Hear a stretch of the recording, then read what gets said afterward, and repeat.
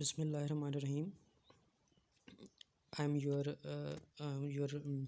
teacher for English and my name is Waleed Taj. और ये video जो है आपकी 8th क्लास के लिए भी है और इसके अलावा 9th क्लास के लिए भी जो न्यू है उनके लिए भी ओल्ड क्लासेस के लिए भी सब के लिए है। और ये पार्ट्स ऑफ स्पीच बहुत इंपॉर्टेंट होते हैं। मैं आपको पढ़ाऊँगा। आज पार्ट्स ऑफ स्पीच हम थोड़े पढ़ेंगे, कम से कम 4 to 5 हम करेंगे। आज हम डेली ग्रामर करते जाएंगे थोड़ी थोड़ी। और इसके अलावा इंग्लिश का जो आपको मैं काम दूंगा वो आपने उसको लिखना भी है, याद भी करना है, ताकि हम जब छुट्टियों के बाद आएँ तो आपकी तैयारी हो और हमें मज़ीद जो पढ़ाना पड़े उसके बाद हम आपसे पेपर इजीली मतलब हम आसानी से ले सकें आगे, हमें कुछ उसमें तैयारी करवाने का मसला ना हो।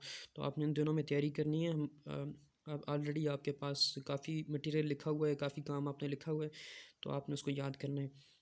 नेक्स्ट आपके पास आज हम पढ़ेंगे पार्ट्स ऑफ स्पीच। मैं पार्ट्स ऑफ स्पीच से इसलिए स्टार्ट ले रहा हूँ कि अब हम डेली थोड़ा थोड़ा करते जाएंगे, ताकि हम ग्रामर को साथ साथ, जब तक हमारी छुट्टियाँ, तो हम ग्रामर घर में बैठ के आप ग्रामर को पढ़ें, ताकि आप ग्रामर थोड़ी अच्छी हो जाए। पढ़ाया तो मैंने है, लेकिन फिर भी आपने मज़ीद घर में इसको प्रैक्टिस करनी है और इसको समझना है। और जो काम मिलेगा वो आपने काम भी करना है डेली, और नीट कॉपी पे आपने करना है ये सारा काम ग्रामर का। और ये कोई रफ़ कॉपी पे नहीं करना, पेज पे नहीं करना, और ये नीट कॉपी पे करना है। और जो नहीं करेगा वो फिर नेक्स्ट जब स्कूल लग भी गया तो उसके बाद उससे ये सारा काम करवाया जाएगा, सारा जितना हमने यहाँ पे पढ़ा होगा इन क्लासेस में। सो हमारे पास जो आज का टॉपिक है वो है parts of speech. So parts of speech क्या होते हैं? पार्ट्स होते हैं, हिस्से होते हैं ऑफ स्पीच। स्पीच हमारे पास बोलचाल होती है, तो बोलचाल के हिस्से। सो हमारे पास है जैसे आपको मैं एक चीज़ बता दूं। फर्स्ट आपके पास लेटर होते हैं, सबसे पहले अल्फ़ाबेट होते हैं। अल्फ़ाबेट क्या होते हैं? A to Z। आपके पास कितने होते हैं? ये 26 होते हैं, ठीक है, जिनमें से 5 आपके पास वावल्स होते हैं, बाकी जो है आपके पास कंसोनेंट्स होते हैं, ठीक है। अब आपके पास जो है जो वर्ड्स हैं वो कैसे बनते हैं? सो आपके पास जब जो लेटर्स होते हैं A to Z, हम उन्हें लेटर्स भी कहते हैं। और हम उन्हें जब हमारे पास लेटर्स मिलते हैं आपस में, तो वो हमारे पास बनाते हैं वर्ड्स। जैसे हमारे पास आप है CAT कैट, तो ये 3 आपके पास जो है लेटर्स हैं CAT। जब हम इनको एक साथ लिखेंगे तो ये बन जाएगा वर्ड कैट।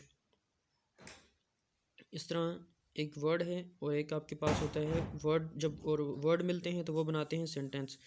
सो सेंटेंस तब बनता है जब वर्ड्स आपस में, combination of words are called sentence.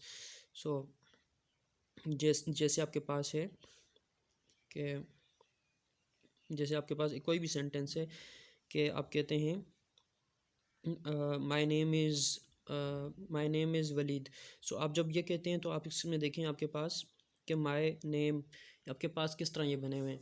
सो ये कितने वर्ड्स हैं? माई नेम इज़ वलीद, ये 4 वर्ड्स हैं। तो ये किस तरह बने हैं? इनके अंदर आप लेटर्स गिन सकते हैं, ये लेटर्स से मिलके एक एक लफ्ज़ बना है इस तरह, ठीक है। फिर ये सेंटेंस बना, लेटर्स से वर्ड्स बनेंगे, वर्ड्स से सेंटेंस बनेंगे, फिर सेंटेंस से आगे जाके सेंटेंस जब आपस में कम मिलते हैं, combination of sentences are called paragraph. So paragraph बनता है जब आपके पास सेंटेंसेस आपस में कम्बिनेशन होता है उनका, तो वो आपके पास पैराग्राफ बनता है। और फिर पैराग्राफ मज़ीद आगे जाकर फिर वो आपके पास जिस तरह बन जाता है, चैप्टर वगैरह आपके पास होते हैं, वो सारे पैराग्राफ्स में लिखे जाते हैं आपके पास, ऐसे पैराग्राफ्स में होता है इस तरह, ठीक है। सो अभी आपके पास जो है आपको नज़र आ रहा होगा वीडियो में, words are divided into different kinds और क्लासेस। आप अल्फाज को जो है वो तकसीम करते हो, डिवाइड करते हो इंटू डिफरेंट काइंड्स, मुख्तलिफ़ किस्म की जो है क्लासेस में, जिन्हें आप कहते हो कॉल्ड पार्ट्स ऑफ स्पीच, जिन्हें आप पार्ट्स ऑफ स्पीच कहते हो। ये अल्फाज की मुख्तलिफ़ किस्में होती हैं या क्लासेस होती हैं जिन्हें आप पार्ट्स ऑफ स्पीच कहते हो, ठीक है। अकॉर्डिंग टू देयर यूज़, हम उनके इस्तेमाल के मुताबिक, दैट इज़ हमारे पास according to the work they do in a sentence. According to the work, वो जैसा काम, उस काम करने के मुताबिक, अकॉर्डिंग मुताबिक, टू द वर्क, उस काम के मुताबिक, दे डू इन अ सेंटेंस, जैसा वो सेंटेंस के अंदर जो काम करते हैं उस काम के मुताबिक हम उन्हें कहते हैं कि ये कौन सा पार्ट्स ऑफ स्पीच है। The parts of speech are 8 in number. ये इनकी जो हमारे पास जो पार्ट्स ऑफ स्पीच हैं उनकी वो कितने हैं? 8 इन नंबर हैं वो, ठीक है। हमारे पास नंबर 1 है noun, number 2 adjective, third pronoun, four verb, fifth adverb, sixth preposition, seventh conjunction, eight interjection. एक 9 भी होता है आर्टिकल, जिसमें ए एन और a an and the are called article. तो वो उनको हम आर्टिकल कहते हैं, लेकिन वो हम लास्ट में जाके पढ़ेंगे। उनको अभी इसमें काउंट नहीं करते हैं, इसमें पार्ट्स ऑफ स्पीच में नहीं किया जाता, पहले किया जाता था। So number 1 a noun. A noun is a word. Noun जो है वो लफ्ज़ है used as the name of a person, जो हम इस्तेमाल करते हैं किसी शख्स के नाम पे, नाम के लिए। जैसे आपके पास है प्लेस, या आपके पास किसी जगह के नाम के लिए, और थिंग या किसी चीज़ के नाम के लिए। एज, जैसे कि एज से पहले आप ये देखें, एक और चीज़ आपको इसमें बता दूं, ये जो पर्सन, प्लेस और थिंग, आप इनके दरमियान देखें, आपको कामा नज़र आ रहा होगा। सो ये कामा क्यों लगता है? ये पंक्चुएशन मार्क है, और ये पंक्चुएशन है, और इसमें आपने जब तब यूज़ करते हैं जब आपके पास अल्फाज सीरीज़ में हों। जब कुछ अल्फाज सीरीज़ में आ रहे होंगे तो हम वहाँ पर भी कामा यूज़ करते हैं। इसके अलावा उसके मुख्तलिफ यूज़ेस हैं, लेकिन इस वक्त यहाँ पे जो जिस तरह यूज़ हुआ है, तो मैं आपको इसी के मुताबिक बताऊँगा। कि क्योंकि आप देखें ना, नेम ऑफ पर्सन एक एक एक एक नाम, फिर सीरीज़ में प्लेस और थिंग, 3 सीरीज़ में आ रहे थे, तो इसलिए जो है ये कामा लगाया गया है। और वैसे ओ और से पहले अगर ना भी लगता तो इतना मसला नहीं था, क्योंकि जब कंजक्शन आ जाता है, और कंजक्शन है यहाँ पे, कंजक्शन एज अ कंजक्शन भी ये यूज़ होता है, लेकिन यहाँ पर ये एज अ कंजक्शन नहीं आएगा, एज अ प्रीपोजिशन आया है। ठीक है। और जब कंजक्शन हम दरमियान में लगाएंगे वर्ड्स के, तो हम उससे पहले फिर कामा नहीं लगाएंगे। और उसके बाद हमारे पास सेमी कॉलन है। आगे देखें, कामा है, ऊपर छोटा सा डॉट है। ठीक है ना, ये हमारे पास सेमी कॉलन होता है। तो सेमी कॉलन का मतलब होता है कि हमने आगे इससे, अभी ये जो हमारे पास क्लास थी ये इंडिपेंडेंट थी, ये मेन बात थी। हम इसके बाद हमने जो भी बात आएगी वो सबऑर्डिनेट क्लासेस में आएगी, तो इसलिए हम इसको मज़ीद ठीक है। जैसे आपके पास आगे लिखा हुआ है एज, फिर आगे कामा डाला हुआ है, फिर दोबारा अब जो भी आगे लिखा जाएगा वो कामाज में आएगा, क्योंकि अब इसी की एक्सप्लेनेशन होगी।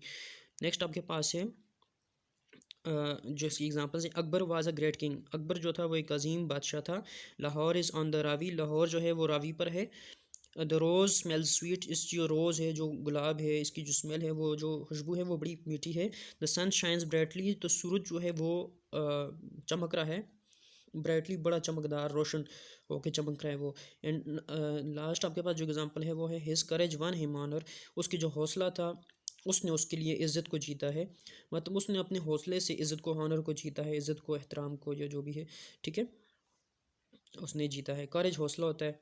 और ठीक है ना, वन थर्ड फॉर्म है, ठीक है ना, विन वन वन। हिम यहाँ पर एज अ प्रोनाउन है।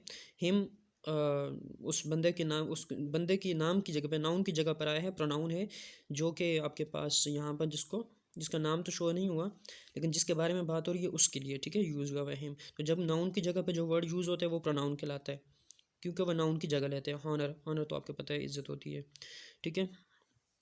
नेक्स्ट आपके पास है एन एडजेक्टिव। तो एडजेक्टिव क्या होता है? एन एडजेक्टिव मतलब होता है, यहाँ पर पहली बात तो ये एन एडजेक्टिव क्यों है, ठीक है ना। एन एडजेक्टिव का मतलब ये है, ए ई आई ओ यू वॉवल्स में आते हैं। जो वर्ड भी ए ई आई ओ यू वॉवल्स के साथ शुरू होगा उसके साथ एन लगता है, ठीक है। एन एडजेक्टिव सिफ्त क्या होती है? इज़ अ वर्ड, वो वर्ड होता है use to add something to the meaning of noun, जो कि कुछ इजाफा करता है मानी में, नाउन के मानी में इजाफा करता है। जैसे आपके पास है एज, सेमी कॉलन यूज़ हुआ, फिर एज लिखा, फिर comma. He is a brave boy. वो एक बहादुर लड़का है, ठीक है, ये उसकी सिफ्त है। अब यहाँ पर ही प्रोनाउन है, इज़ हेल्पिंग वर्ब है, ए आर्टिकल है, ब्रेव यहाँ पर क्या है, बहादुर होना उसकी सिफ्त है, एडजेक्टिव है, ठीक है ना। और बॉय भी हम नाउन लेंगे, ठीक है। ही यहाँ पर क्या है, प्रोनाउन, क्योंकि ये उस लड़के के नाम की जगह पे है। ही प्रोनाउन है। इज़ आपके पास क्या है, हेल्पिंग वर्ब है, ऑक्सिलरी वर्ब भी हम इसे कहते हैं, ठीक है। ए आर्टिकल है, ब्रेव। ए बी क्योंकि कंसोनेंट है तो उससे पहले ए लगेगा, एन नहीं लग सकता। एन वहाँ पर लगेगा जब कोई वर्ड हमारे पास वॉवल से शुरू होगा। सो बॉय, ठीक है।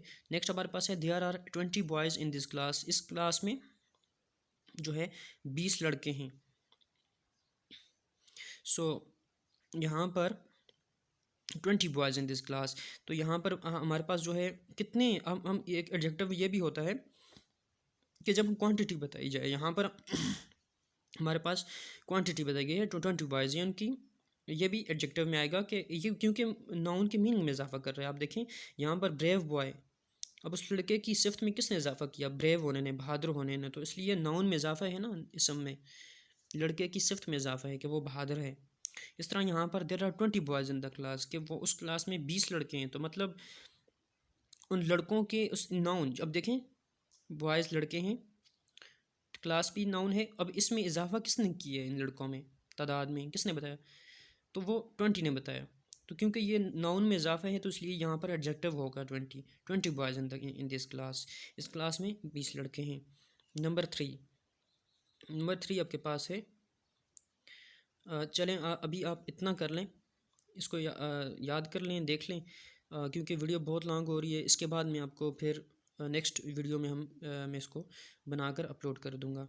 अभी आपने इसको लिखना भी है कॉपी पे, और इसको समझना भी है, और इसको अच्छे से, ताकि आपको ये पार्ट्स ऑफ स्पीच आपको जो है अच्छे से आपको याद हो, और आप इनका कंसेप्ट आपके जहन में हो। Thank you ji.